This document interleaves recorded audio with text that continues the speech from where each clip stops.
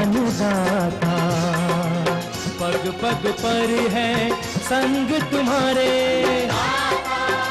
अन्नदाता। लहू किसानों का बन के पसीना सींचता है धरती का सीना। मेहनत का तेरी हक दिलवाने, नई तकनीक नई खोज बताने। पशुधन को गुणवान बनाना, पौध सुरक्षा को सिखलाना, खेती के सब गुर समझाने, भारत का सरताज बनाने। आठों पहर है संग तुम्हारे अन्नदाता, अन्नदाता।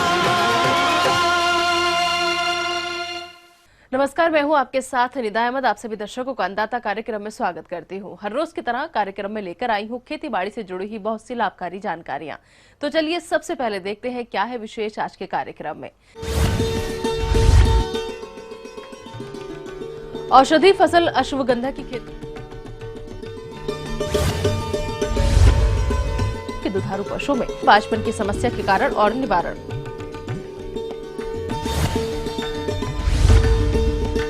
लैंड लेजर लेवलर यंत्र की विशेषताएं और उपयोगिता।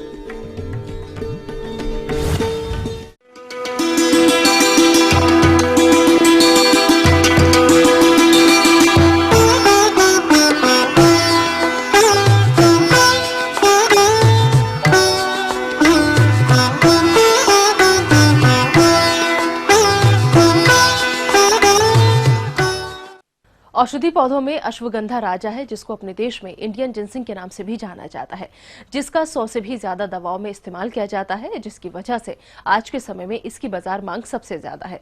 दूसरी तरफ किसान अश्वगंधा की खेती बंजर और कम पानी वाले स्थानों पर करके अधिक पैदावार ले सकते हैं, लेकिन इसके लिए इसकी खेती की तकनीकों को जानना अति आवश्यक है, जिसके बारे में विस्तार से जानकारी दे रहे हैं सीमैप लखनऊ वरिष्ठ के वैज्ञानिक डॉक्टर सुदान सिंह। देखिए, औषधि पौधों में अगर अश्वगंधा की बात करें स्थान की जगह का, मैं कहना चाहूँगा कि औषधीय पौधों में ये राजा है। औषधि पौधों का राजा इसलिए कहना चाहेंगे हम, क्योंकि आज की तारीख में आयुर्वेदिक से लेके हमारी जो आधुनिक दवाएं हैं और दवाओं की संख्या के हिसाब से अगर सुनेंगे तो ये सबसे ज़्यादा दवाओं में, लगभग भारत में 150 से 200 दवाओं में इसके जड़ का इस्तेमाल होता है। और इसके ऊपरी भाग जो कि तना और पत्तियां और पंचांग कहते हैं, उसका भी बाजार बहुत बड़ी तेज़ी से निकल के आ रहा है। और इसकी जहां तक खेती की बात है तो इसकी खेती बहुत आसान है। ये मुख्य रूप से ऐसे क्षेत्रों में उगाया जाता है जहां पर असिंचित दशाएं हैं और वर्षा भी कम होती है।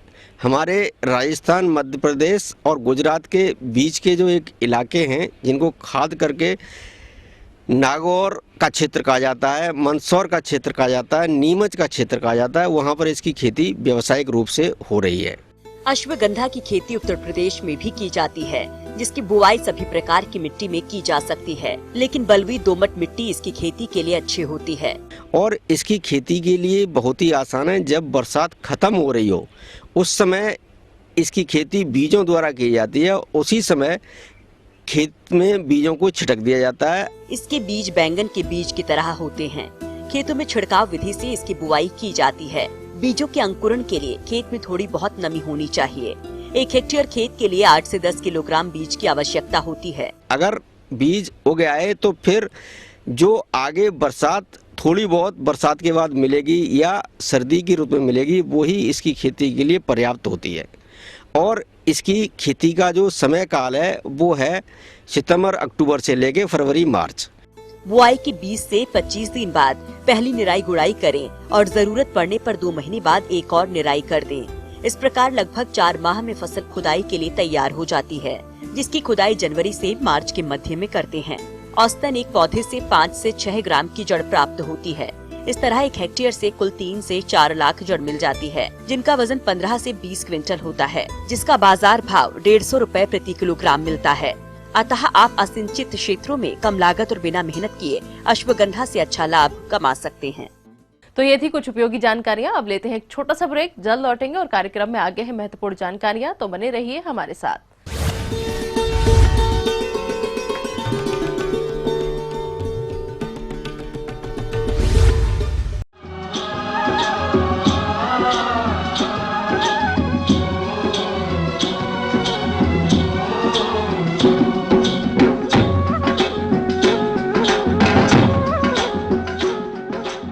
बाद एक बार फिर से आप सभी दर्शकों का अन्नदाता कार्यक्रम में स्वागत है। बढ़ते हैं अगली प्रस्तुति की ओर।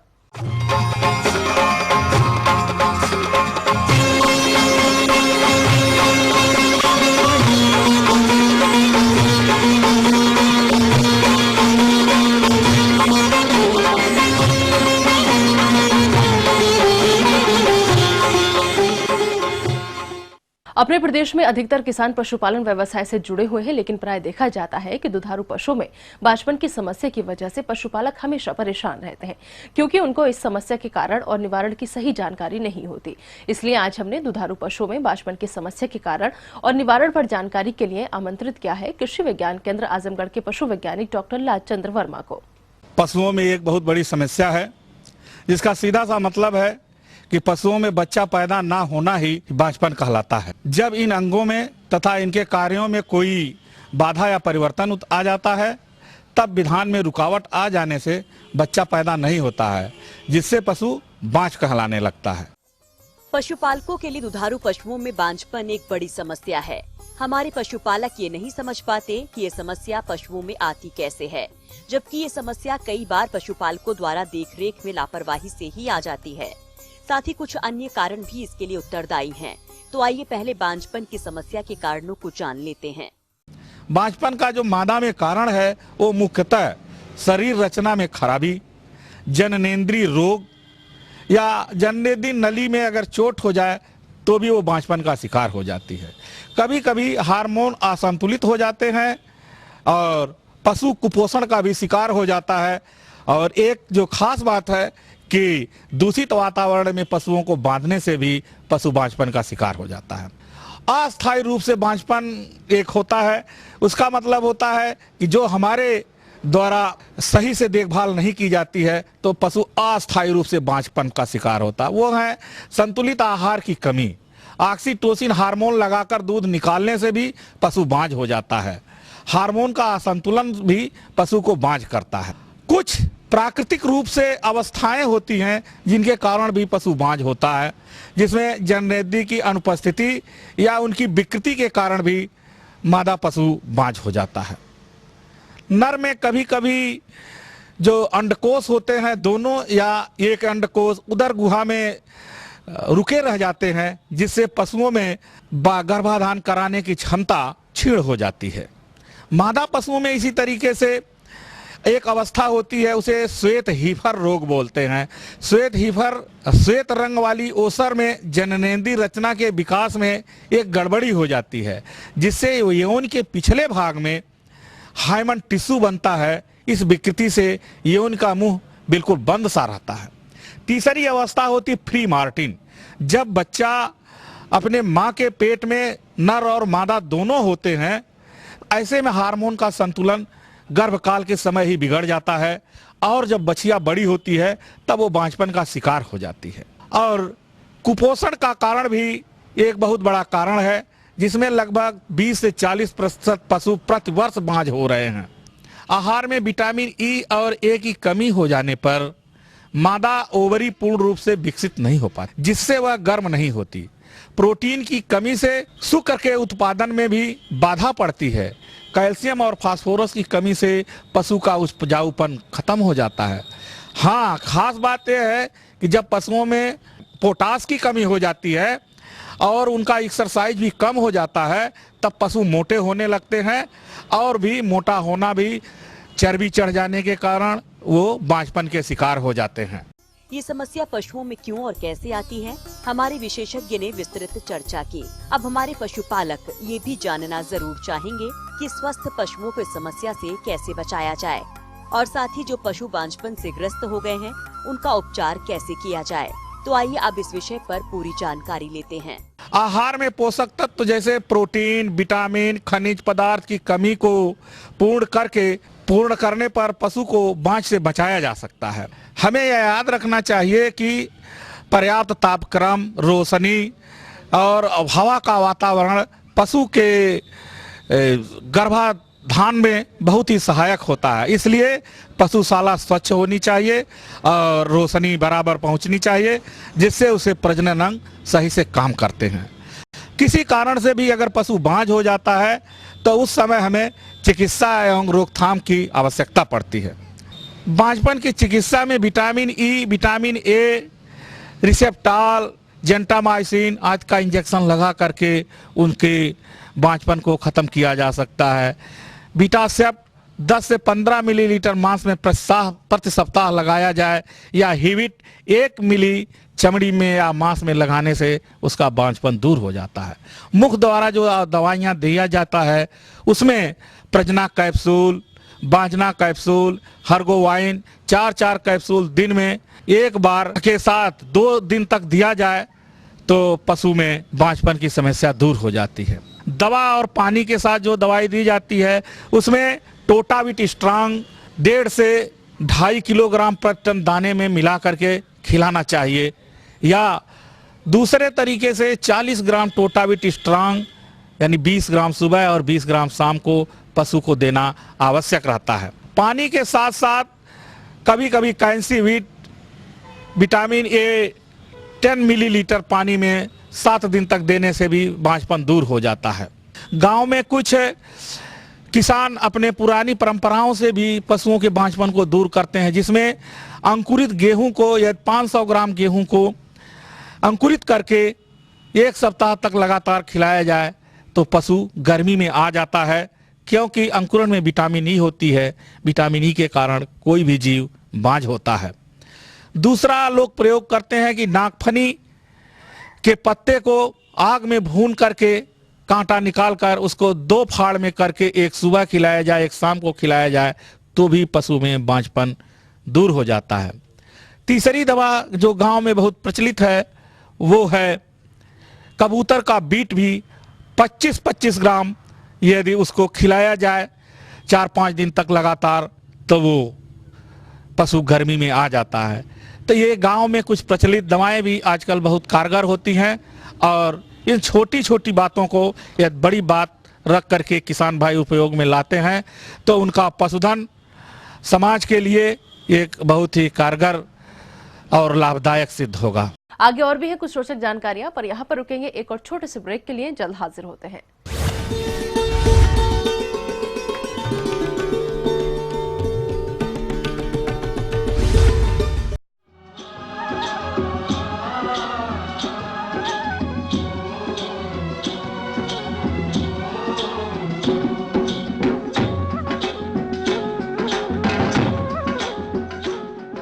ब्रेक के बाद आप सभी दर्शकों का स्वागत है। चलिए अब रुक करते हैं अगली कड़ी की ओर।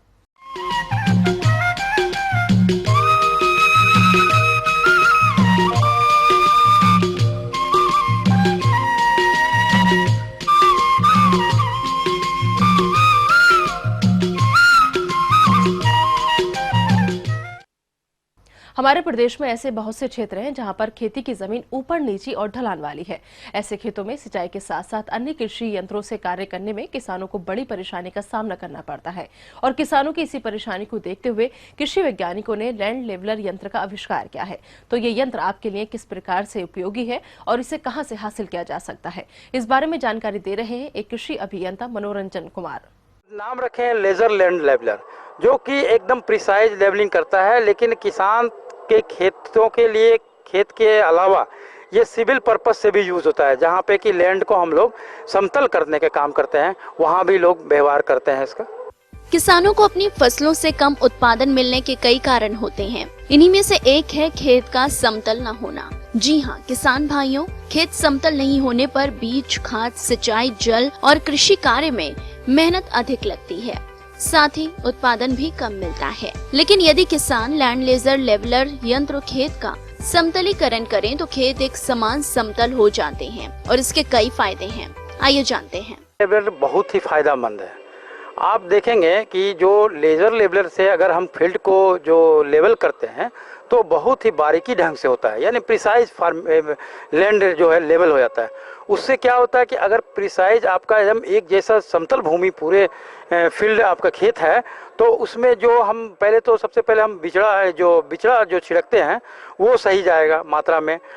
इसके अलावा समतल खेतों में कृषि कार्यों को करने, कृषि यंत्रों को चलाने और सिंचाई जल का समान रूप से वितरण करने में काफी मदद मिलती है। साथ ही खाद और बीज की मात्रा भी अपेक्षाकृत कम लगती है। अगर इससे और आप देखेंगे कि मशीन की बात करें तो लेजर लेवलर से हम लोग कैसे समतलीकरण करते हैं, तो इसमें देखेंगे कि ट्रैक्टर में एक बंधा हुआ बकेट होता है, उसको हम लोग बकेट बोलते हैं, जो कि मिट्टी को ढोता है एक जगह से दूसरे जगह, जहाँ पे ऊंचा है वहाँ से कट करता है और जहाँ नीचा है उसको फिल करता है। एक तो वो हो गया बकेट हो गया। दूसरा, उसी ट्रैक्टर पर जिस पे बकेट लगे रहते हैं उस पर कंट्रोल यूनिट लगा रहता है, वो ऑटोमेटिक मोड रहता है और सेमी ऑटोमेटिक मोड रहता है, मैनुअली भी कर सकते हैं। दूसरा जो होता है हमारा ट्रांसमीटर यूनिट होता है, ट्रांसमिटिंग यूनिट, जो कि हमारा खेत के बाहर हम लोग लगाते हैं। और एक होता है कि वो जो ट्रांसमिट करता है उसको, वो उस रे को वो लेने वाला इमीटर होता है, जो कि जो लाइट होता है, एक बीम होता है, उसको वो के द्वारा कंट्रोल यूनिट में आता है। तो उसके बाद हम लोग देखते हैं कि जो सबसे पहले हम जो हमारा खेत होगा उसमें एक स्केल रहता है जो लेजर लेवलर में, उससे हम लोग 2-4 जगह या 10 जगह या 15 जगह हम लोग रीडिंग ले लेते हैं। रीडिंग लेने से होता है कि आपका खेत क्यों रैंडमली लेते हैं कि मैंने कहीं से ले लेते हैं, उससे होता है कि हमारा खेत का कहाँ पे ऊंचा है कहाँ पे नीचा है, उससे हमारा पता चल जाता है। उसकी जो डाटा हमने लिया स्केल से, उसको हम लोग जैसे हम लोग 15 डाटा लिए, 15 जगह से हम लोग उसका रीडिंग लिए, तो उसके बाद 15 से डिवाइड कर देते हैं, उससे हमारा एवरेज निकल जाता है। एवरेज निकलने के बाद जहाँ एक एवरेज आएगा, जहाँ पे एक नंबर आएगा, एक स्केल से जो हम लोग किए हैं वो एक नंबर आएगा, उस पे हम लोग ट्राइपोड के द्वारा ट्रांसमीटर को बाहर खेत पे उसके अनुसार फिक्स कर देते हैं। और उसके बाद जो हमारा बकेट जो ट्रैक्टर में लगा हुआ है और जो उसमें एक जो यूनिट लगा हुआ है, जो कि हमारा रे को, जो ट्रांसमीटर यूनिट का जो रे है उसको एब्जॉर्ब करता है, उसको हम लोग फिक्स कर देते हैं। और उसके बाद अगर आपका खेत बहुत बड़ा है तो हम लोग उसमें सबसे पहले छोटे छोटे टुकड़ों में उसको बांट लेते हैं, और बांटने के बाद छोटे छोटे टुकड़े को हम लोग लेवल करते हैं। छोटे छोटे टुकड़े करने के बाद, लेवल करने के बाद, फिर हम एक बड़ा जो छोटा छोटा हमारा टुकड़ा है उसके बाद पूरे खेत को हम लोग एक साथ मिला देते हैं। इससे हमारा जो कॉस्ट आता है वो कम आता है। अगर बड़े खेत को अगर हम करें, एक ही बार में करें, तो उससे हमारा कॉस्ट भाग जाता है। तो हम अगर इसकी बात करें कि अगर आपका 8 से 10 सेंटीमीटर अगर आपका खेत एंडुलेशन है, यानी ऊबर खाबर है, तो हम जो इससे लेवल करेंगे, इससे अगर 3 से 4 घंटा का लगभग समय लगता है अगर सही ढंग से करे तो। और इसका जो अनुमानित जो खर्च आएगा, चूँकि हमारा लेजर लेवल चलता है 55 से 60 हॉर्स पावर के ट्रैक्टर से, तो अगर हम इसका अनुमान जो जो लागत लगता है जो लेवल करने में, अगर जो प्रिसाइज करने में हमारा लगेगा, वो करीब 3500 से 4000 के रुपये के आसपास प्रति हेक्टेयर वो लगता है। किसान भाइयों, जहां तक इस यंत्र की कीमत की बात है तो ये इसके पावर पर आधारित होती है। सामान्य बाजार में 3.5 लाख से 7 लाख तक के लैंड लेजर लेवलर मशीन उपलब्ध हैं। किसान इसे आपस में समूह बनाकर आसानी से खरीद सकते हैं। लैंड लेजर लेवलर यंत्र एक काफी महंगी मशीन है, इसलिए लंबे समय तक और सुगमता पूर्वक ये मशीन कार्य करे, इसलिए इसकी समय समय पर देखरेख और मरम्मत करना जरूरी होता है। हाँ, इसका मेंटेनेंस है कि जब भी आप, चूँकि इसमें इलेक्ट्रॉनिक्स कुछ उसमें इलेक्ट्रॉनिक्स किट लगे हुए हैं, जो ट्रांसमीटर हमारा है, इमीटर है, और जो हमारा कंट्रोल यूनिट है, तो जब भी लेजर लेवल करके आते हैं तो इसको आप आराम से साफ़ कर लें, सूखे कपड़े से पोंछ लें। पोंछने के बाद इसके साथ एक बक्सा दिया जाता है, उसमें आप रख लें, और रखने के बाद जो ट्रैक्टर जो हमारा बकेट है, जहाँ पे ग्रीस लगाने का जगह है, पहले तो उसे धो ले, पानी से धो ले, उसका जहाँ ग्रीस लगाने का, मोबिल लगाने का जगह है, वहाँ पे ग्रीस लगा दे, मोबिल लगा दे, और इसे कहीं ठंडे जगह पे पन्नी से ढक करके रखे, तो ताकि इसका जो लाइफ है वो अच्छा रहता है।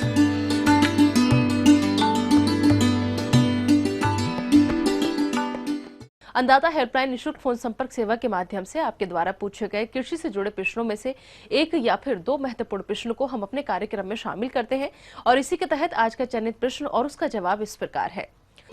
निःशुल्क अन्नदाता हेल्पलाइन में आज हमने जिस प्रश्न को शामिल किया है उसे पूछा है बड़ोखरा इलाहाबाद के सोमेश चौहान ने। आपने प्रिमुला फूल की खेती के बारे में जानकारी चाहिए, तो इसके लिए देखिए कार्यक्रम का यह अंश। मैं एक पौधा जिसका नाम प्रिमुला है, उस पौधे के बारे में बताऊंगी, जो पौधा उस टाइम उस समय में फूल में आता है जिस समय बाकी हमारे पौधे जैसे गमलों में लगे हुए पौधों में फूल नहीं होते हैं। और सबसे अच्छी खासियत इस फूल की ये है कि यह पौधा कम से कम 2 से 3 महीने तक फूल में ऐसे ही रहता है। और इसमें अलग अलग प्रकार की प्रजातियां हैं, जैसे प्रिमुला ऑब्कोनिका, प्रिमुला मेलाकॉइडिस, और इसके भिन्न भिन्न प्रकार के रंग हैं, जैसे आपका लाइट बैंगनी का रंग है, सफ़ेद रंग है और पिंक रंग है। और इस तरह के पौधे को उगाने के लिए हमें इसे खुले में लगाना इतना उपयुक्त नहीं मानते। हम इसे प्रोटेक्टेड, जिसे हम ये भी कह सकते हैं, किसी पॉली हाउस में या पॉली टनल में अच्छे से लगा सकते हैं, या घरों में भी इसे डायरेक्ट सनलाइट में नहीं लगाना है। ऐसी जगह में लगाएं जहां पर आपकी लाइट तो उपयुक्त हो लेकिन वो एकदम डायरेक्ट ना हो। तो इस तरह का एटमॉस्फेयर अगर हम इस पौधे को देते हैं तो यह पौधा बहुत अच्छे से पनपता है। किसी भी फसल से अधिक पैदावार लेने में बीज लगाने की प्रक्रिया की एक विशेष भूमिका रहती है। इसलिए किसान भाइयों को प्रिमुला फूल के बीज को लगाने से पहले यह जान लेना जरूरी है कि इसके बीज को कैसे लगाते हैं। किसान भाइयों, मैं आपको यह बताना चाहूंगी, इसका प्रवर्धन बहुत ही आसान है। इसका प्रवर्धन हम खास तौर पे बीजों द्वारा करते हैं। जैसे आपके मौसमी फूल होते हैं, जैसे आपका पेंजी है और अलग अलग प्रकार के मौसमी फूल है, उसी तरह प्रकार इसको भी हम बीजों द्वारा तैयार करते हैं। और इसके बीज बहुत सूक्ष्म होते हैं और बहुत ही हल्के होते हैं। इसलिए हम जब इनको लगाते हैं तो एक विशेष बात का ध्यान रखते हैं कि जब हम उसके मिक्सचर में जब उसको बीजों को लगाते हैं तो हम बीजों को सिर्फ रख देते हैं सतह पर, जो आपका मिक्सचर है उसकी सतह पर रख देते हैं, ना कि उसे हम दबाते हैं। अगर हम इसे अपनी सतह से नीचे दबाते हैं तो ये नहीं उगता है। इसलिए हम सतह पर रख के फिर अपने गमले को थोड़ा सा हिलाकर जोर से हिलाते हैं, और उसके बाद जब वो थोड़ा सा मिक्स हो जाता है मिक्सचर से, उसके बाद हम फिर इसको रख देते हैं और उसमें हल्का हल्का पानी का बौछार करते हैं। और उसके बाद 30 से 45 दिन के बीच में इसमें पौधा तैयार हो जाता है। अब बात आती है इसके तैयार पौध को लगाने की। तो किसान भाई, इसके तैयार पौध को किस तरह के गमले में तथा किस तरह के मिट्टी के मिश्रण का प्रयोग गमले में पौध लगाने के लिए करते हैं, आइए जानते हैं। जब आपकी पौध तैयार हो जाए, जब उस पौधे में 4 से 5 पत्ते आ जाएं, तो समझ लो कि वो पौधा ट्रांसप्लांटिंग मतलब नए गमले में लगाने के लिए उपयुक्त है। तो उसके लिए हमें जो नया गमला हम लेंगे तो उस गमले को लगाने के लिए भी हमें कुछ बातों का ध्यान रखना बहुत आवश्यक है। जैसे कि उस गमले में सबसे पहले ये देखना आवश्यक है कि उस गमले में नीचे उसकी सतह पर छेद होने चाहिए, ताकि जो अगर हम पानी एक्स्ट्रा भी दे दें, ज़्यादा पानी भी अगर पौधे में डाल दें तो वो उस छेद के द्वारा निकास आसानी से हो सके। तो उसके बाद हम दूसरी प्रक्रिया करते हैं कि हम नीचे सतह पर उसमें थोड़े छोटे छोटे पत्थर रखते हैं ताकि वो छेद बंद ना हो। फिर हम उसके ऊपर मिक्सचर डालते हैं। खास तौर पे हम मिक्सचर में हम 3 चीज़ें यूज़ करते हैं, जैसे कि आपकी खाद, रेत और मिट्टी, जिसको हम 1:1:1 रेशो में रखता है, मतलब 3 भाग में करके बराबर की रेशो में उसको हम रख देते हैं। फिर लेकिन आज एक और बात किसान भाइयों मैं बताना चाहूँगी कि आजकल हम लोग कोकोपीट भी यूज़ कर रहे हैं। शायद आप लोगों ने भी सुना होगा कोकोपीट के बारे में। यह भी हमारा बहुत ही अच्छा ग्रोइंग मीडिया या मिक्सचर है। अगर हम इस कोकोपीट को भी इस मिक्सचर में डालते हैं तो हमारे जो पौधे की जड़ें बहुत आसानी से बढ़ती हैं और पौधा भी बहुत अच्छे से पनपता है। तो हम ऐसे मिक्सचर तैयार करने के बाद हम उसमें पौधा लगाते हैं, और पौधे को लगाते समय हमें काफ़ी सावधानियां बरतनी पड़ती हैं ताकि उनकी जड़ों को कोई नुकसान ना पहुंचे। और आसानी से उसको लगाने के बाद हम उसमें जब पानी देते हैं तो पानी भी हमें बहुत धीरे धीरे डालना होता है। ज़्यादा पानी देंगे तो ये पौधा ज़्यादा पानी देने से नुकसानदायक सिद्ध होता है, इसलिए हम पानी की मात्रा को बहुत ज़्यादा नहीं रखते हैं। खाद के तौर पे हम इसमें अगर यूरिया भी डालते हैं तो बहुत अच्छा रहता है, और यूरिया हम इसमें डालते हैं 30 दिन के अंतराल में। 30 दिन के अंतराल में अगर हम 3 से 5 ग्राम एक पौधे में यूरिया डाल सकते हैं, और साथ ही साथ हम स्प्रे भी कर सकते हैं। स्प्रे में हम लोग 2 ग्राम 100 ml पानी में डालते हैं और उसकी स्प्रे करते हैं, जिसकी वजह से पौधे बहुत ही अच्छे से, इनके पत्ते भी बहुत अच्छे होते हैं, हरे रंग के और बड़े भी होते हैं, और यह यूरिया इसके लिए बहुत ही अच्छा है। और साथ में कई लोग इसमें माइक्रो न्यूट्रिएंट्स की स्प्रे भी करते हैं, जो बाज़ारों में भी आती है, उसकी भी हम स्प्रे कर सकते हैं। और जब हम इस गमले को लगाते हैं उसके बाद किसान भाइयों, जैसे आप सभी जानते हो, खरपतवार और जिन्हें हम वीड्स भी कहते हैं, वो इसमें हमें समय के साथ साथ समय टू समय उसको हमें निकालना बहुत ही ज़रूरी है। जैसे हम सब जानते हैं कि जो दूसरे पौधे जो इसमें लग जाते हैं, खरपतवार लग जाते हैं, वो जो इसका खाद है, जो इसका न्यूट्रिशन है, सब कुछ वो ही ले लेते हैं, और जिसकी वजह से हमारे अपने पौधे की ग्रोथ नहीं हो पाती है। इसलिए समय के साथ साथ हमें वो वीड्स निकालते रहना है, और साथ में इसमें कुछ पीले पत्ते आ जाते हैं, उन पीले पत्तों को भी हमें समय के साथ साथ निकालना बहुत ही जरूरी है। किसान भाइयों, प्रिमुला फूल के पौधों से अच्छे फूलों की प्राप्ति के लिए जरूरी है कि किसान भाई अपने पौधों को विभिन्न कीट एवं रोगों से मुक्त रखें। तो प्रिमुला फूल के पौधे में कौन कौन से कीट एवं रोग का प्रकोप देखने में आता है तथा इन कीट एवं रोग के प्रकोप से किसान भाई अपने पौधों को कैसे बचाएं, आइए जानते हैं।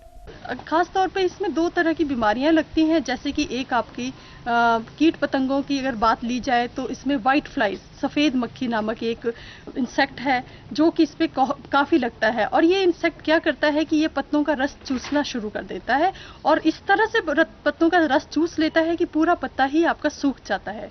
इससे हमें निजात पाने के लिए हम लोग यहाँ पर येलो ट्रैप्स का यूज़ करते हैं। येलो ट्रैप्स क्या है कि ये पीले रंग की एक शीट होती है जिसके ऊपर गम लगा होता है, तो वो गम, उस शीट को हम टांग देते हैं पौधे के ऊपर, तो ये जो वाइट फ्लाइज हैं या सफ़ेद मक्खी है, तो ये मक्खी उसमें चिपक जाती है, और इससे हम बहुत ही अच्छे से इस पे निजात कर सकते हैं इस इंसेक्ट से।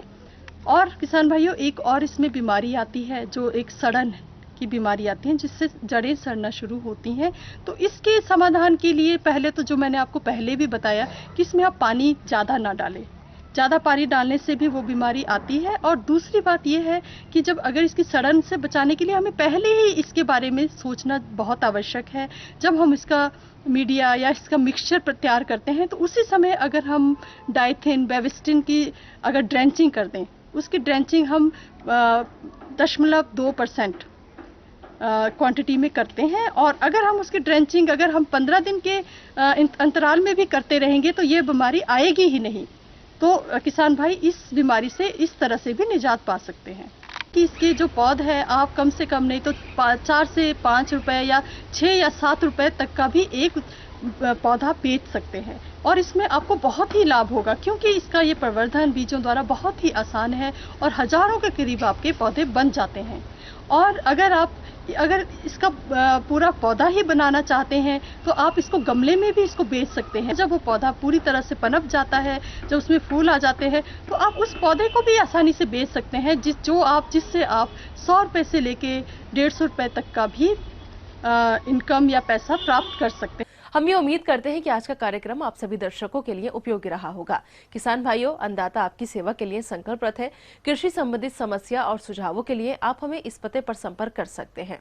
प्रोड्यूसर अन्नदाता, ETV Uttar Pradesh Uttarakhand, Ramoji film city Hyderabad 501512। साथ ही आप हमें ईमेल भी कर सकते हैं। हमारा ईमेल है annada.up@etv.co.in। इसके अलावा आप हमें निःशुल्क हेल्पलाइन नंबर 180010845999 पर सोमवार से शनिवार सुबह 10 से शाम 4 बजे के बीच संपर्क कर सकते हैं। अब आइए देखते हैं कल दिखाए जाने वाले कार्यक्रम की मुख्य झलकियां। दुधारू पशु और मानव स्वास्थ्य पर ऑक्सीटोसिन का दुष्प्रभाव, भेड़ों में होने वाली बीमारियों से बचाव व उपाय।